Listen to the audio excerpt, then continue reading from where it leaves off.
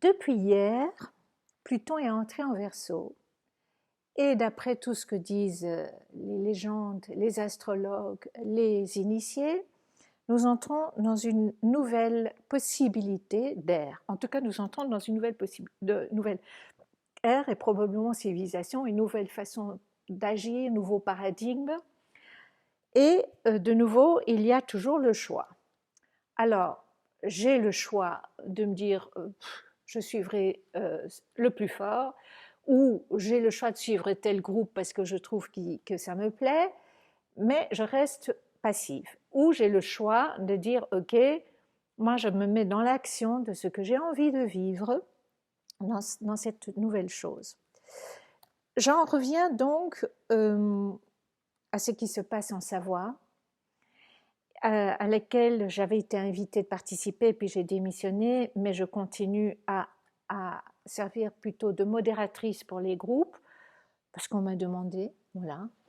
Et comme je l'ai déjà dit dans d'autres vidéos, le jour où ces groupes me disent merci, tu as fait ton travail, je pense que tu peux profiter de la vie, on va dire comme ça, et je sais qu'ils vont me le dire comme ça, le moment venu, parce que ce sont des êtres fantastiques, eh bien, je continue ma vie et je serai ravie de construire d'autres choses ou d'aider à construire plutôt ailleurs ou à gauche ou même pas, on verra bien.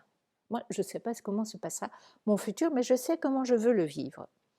Je vais prendre l'exemple de ce qui se passe en Savoie avec la construction d'une maison, ce qui est ma méthode que j'aime bien inspirer. Et puis il y en a d'autres qui ont des méthodes qu'ils ont envie d'inspirer, qui est plutôt restaurer une maison. Ok, dans ma vraie vie, j'ai restauré 2 maisons. Non, la deuxième, je l'ai plutôt construite. Il y avait juste les murs, mais j'avais plus qu'à construire. Et j'ai bien constaté que construire sur quelque chose où il n'y a rien, c'est plus facile que de restaurer. Mais ça, c'est mon point de vue. La restauration, c'est magnifique parce qu'on restaure et que ça met aussi des belles choses, on garde des belles choses, mais on peut aussi créer des belles choses, d'accord? Donc, il n'y a pas de bon ou de mauvais choix. Il y a un choix ou un autre. Moi, j'encourage celui-là, et s'il vous plaît, si ce choix-là vous plaît, bien, continuez à écouter mes idées. Donc, oui, alors, je reviens à l'histoire de Pluton et de Verseau. Là aussi, comme je disais, je peux être passif ou active. C'est des choix. Je ne dis pas qu'il y a un bon ou un mauvais choix. Moi, personnellement, j'adore être active parce que plus je suis active, plus je sens que je suis maître de ma vie, maître de mes choix et surtout à l'aise. Et que je ne me sens pas gênée de dire à d'autres non merci, c'est pas mon choix, ça me plaît pas, c'est pas ce que j'aime. Donc, je vais prendre l'exemple pour comprendre le côté actif et passif de je me couche la nuit, je dors. Notre souveraineté dort depuis, ou bien je vais dire parce que je n'ai pas envie de mettre tout le monde dans le truc. Pendant un certain temps, j'avais une souveraineté qui était complètement endormie. Okay, le matin, j'ouvre les yeux, je suis réveillée, mais j'ai le choix d'être passive ou active. À un moment donné, pour une raison ou pour une autre, en effet, ma souveraineté se réveille, et là j'ai de nouveau le choix de rester passive ou active. D'accord?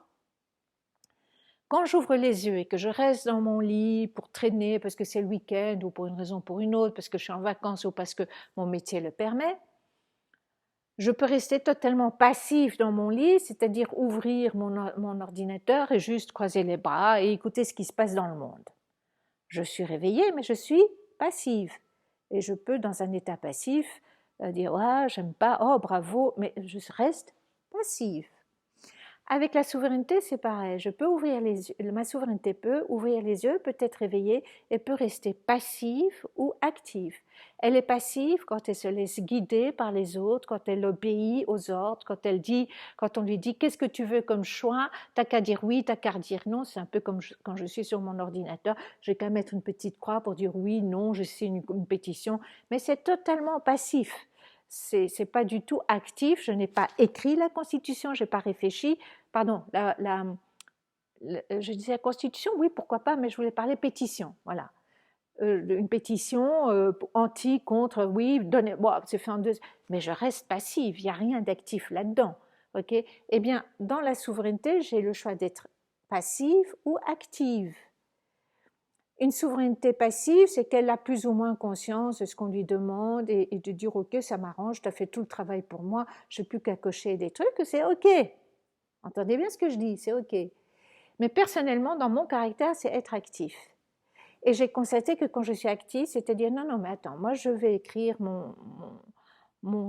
la vie que je veux vivre, je vais écrire, je vais aller faire les courses moi-même à vélo, du coup j'ai tout mon corps, enfin tout est actif, je vais peindre, je cherche dans mon idée, je vais peindre ou je vais écrire un roman. Une façon d'être passive, c'est de poser des questions. On peut être les deux dans la vie, hein? On peut être parfois passif et parfois actif dans notre constitution. Mais par exemple, moi, j'ai constaté, mais je suis très vigilante parce que je constate vite la paresse, j'ai constaté que dans mon côté passif, parfois je pose des questions aux intelligences artificielles pour me créer un texte parce que là, je suis un peu paresseuse et que je n'ai pas envie de prendre mon temps à l'écrire. Mais je dis, mais ça reste pour moi passif. Ou je prends mon crayon, je cherche, je prends.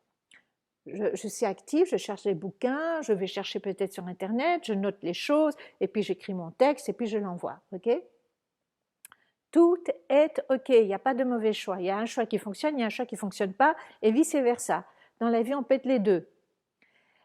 Mais en tout cas, pour ce que j'ai constaté dans le côté passif ou actif de notre souveraineté, c'est que actuellement, avec ce qui se passe dans Pluton et Verseau, il vaut mieux vraiment choisir le côté actif, ok? Parce que dans le côté passif, il y a aussi des sachants qui vont te dire ça c'est ta souveraineté, la souveraineté doit faire comme ci, la souveraineté agit comme ça, la souveraineté pense comme ça, la souveraineté n'est pas digne si que ou elle fait que. Non, non, non, non, non.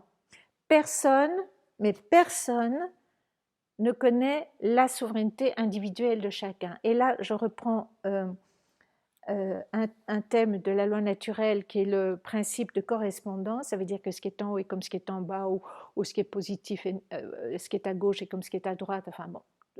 Le principe de correspondance va un peu dans tous les sens. Hein, c'est pas juste haut-bas. Mais on prend souvent cet exemple-là. C'est qu'il y a une source, ok, qui a donné la source originelle de toute chose, qui a donné entre autres, j'espère que je pourrai, oui je vais continuer puis on verra bien, et qui va donner entre autres naissance à plusieurs êtres, on va pas prendre juste les humains, qui ont chacun leur souveraineté. Eh bien, maintenant je vais prendre l'exemple des parents. Les parents, ils s'unissent, ils donnent naissance à plusieurs frères et sœurs. Est-ce qu'il y a un seul ou un seul frère et sœur, même des jumeaux, qui sont pareils? Non. Eh bien, c'est pareil avec la souveraineté individuelle. Votre souveraineté, c'est la vôtre, personne ne la connaît. Et elle est venue pour expérimenter, pour vivre, à vous de trouver les justifications. Moi, j'ai mes réponses à moi, mais chaque souveraineté va vivre ce qui lui convient. Donc, pour revenir à cette histoire de haut et de bas, la souveraineté peut rester passive en ouvrant, je vais dire juste ici en haut, schloups, gloops, gloops, boire tout ce qu'on me dit qui est souverain. Non, non, non, non.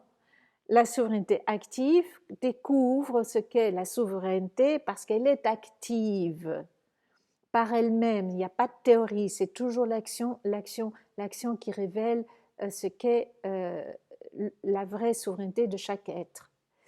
Et donc, je reviens à notre maison qu'on construit, soit on la restaure, soit on la construit sur un terrain tout nouveau. Les deux sont bons, mais moi je vais parler de celui de la construction parce que je suis plus dans ce genre d'état d'esprit-là, ça me convient plus à ma souveraineté, d'accord? Toutes les maisons commencent par une base, par ce qu'on appelle les fondations. Les fondations, ce n'est pas l'histoire, Les fondations, c'est les ouvriers, donc les constituants, qui mettent les premières briques, donc qui écrivent leur constitution. Arrive après une deuxième couche, une troisième couche, une quatrième couche, arrivent les plombiers, les électriciens, le chauffage, la décoration, mais tout ça travaille en accord l'un avec l'autre, parce que la plomberie doit correspondre à la douche et pas la mettre n'importe où, parce que le chauffage, il doit chauffer toute la maison et pas juste le toit, etc. etc. Donc, c'est une intelligence collective. Ça peut se passer aussi dans la restauration, hein, il n'y a pas de souci. La restauration, je dirais que c'est plutôt l'état d'esprit, que la Savoie a déjà une histoire, qu'elle a déjà une constitution, et nous, on va restaurer tout ça. Oui, c'est ok, il n'y a pas de souci, mais c'est pas l'un contre l'autre. Je pense qu'à un moment donné, les deux vont de toute façon se rejoindre, d'accord?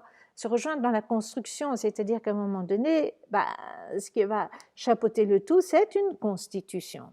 Mais comme ça, hein, pas là un truc qui dit aux autres, gna gna gna gna gna, tu dois faire comme ça. Parce que oui, il y a des maisons pyramidales, ça existe, mais c'est des tombeaux, c'est pas des maisons.